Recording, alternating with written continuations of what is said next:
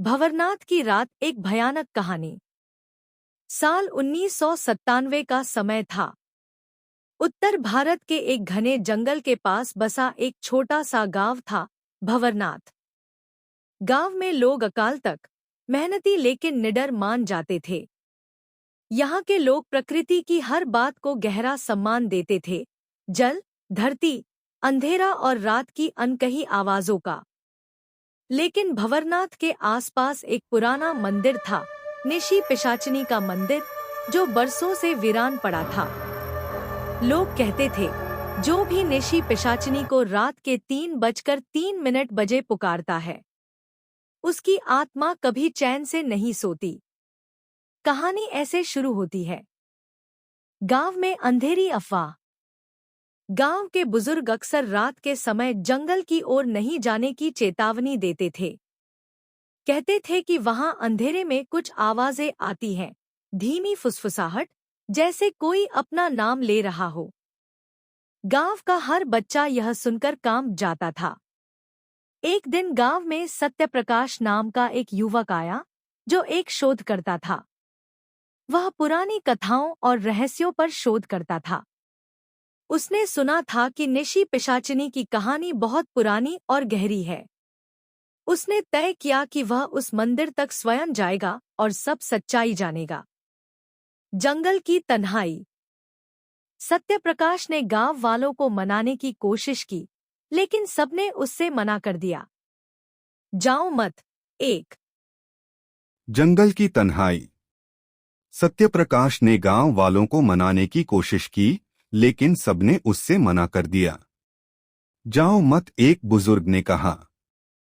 अंधेरे नहीं, भूली हुई आत्माएं भी हैं। पर सत्यप्रकाश ने न सुनी। एक रात उसने अपने कैमरा और नोटबुक तैयार की और जंगल की ओर चल पड़ा। रात थी, पूर्णिमा के ठीक पहले। चांद का उजाला भी कमजोर था। जैसे जैसे वह गहराता गया, चारों ओर की नीरवता बढ़ने लगी। सिर्फ उसके अपने कदमों की आवाज थी और कहीं दूर कूदती सांसों की गूंज।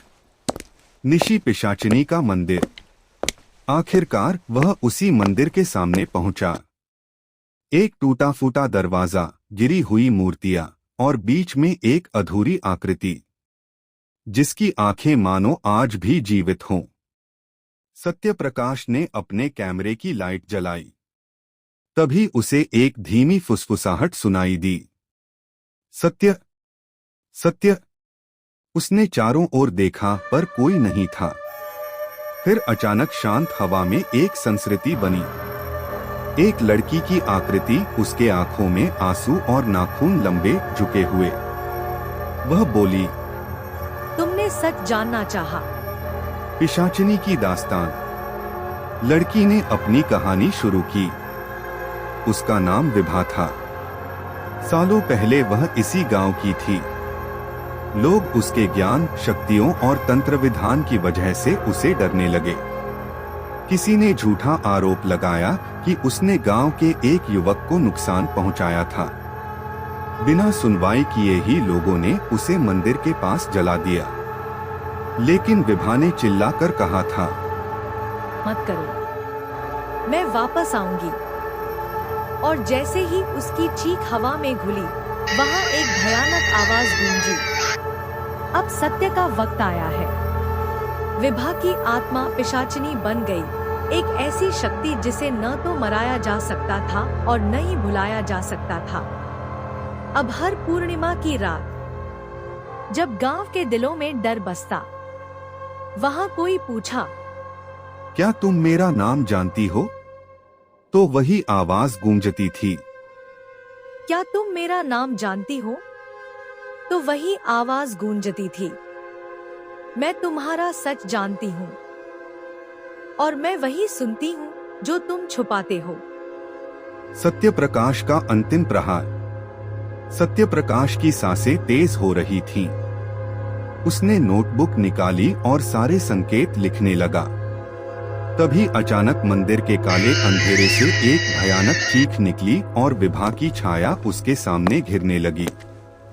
वह भागने लगा। भागते भागते वह उथले नदी के पास पहुंचा। पीछे दरिंदा उसकी दिशा देख रहा था, आंखों में अग्नि, सांसें फीकी।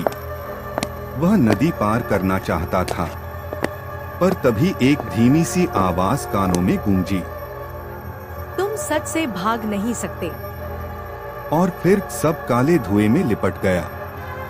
उपसंहार। सुबह जब गांव वाले जागे तो सत्यप्रकाश वहां नहीं था। केवल उसकी डायरी नदी के पास पड़ी थी, जिसमें लिखा था, कर्ण पिशाचिनी सच जानने आती है और वह अकेली नहीं है।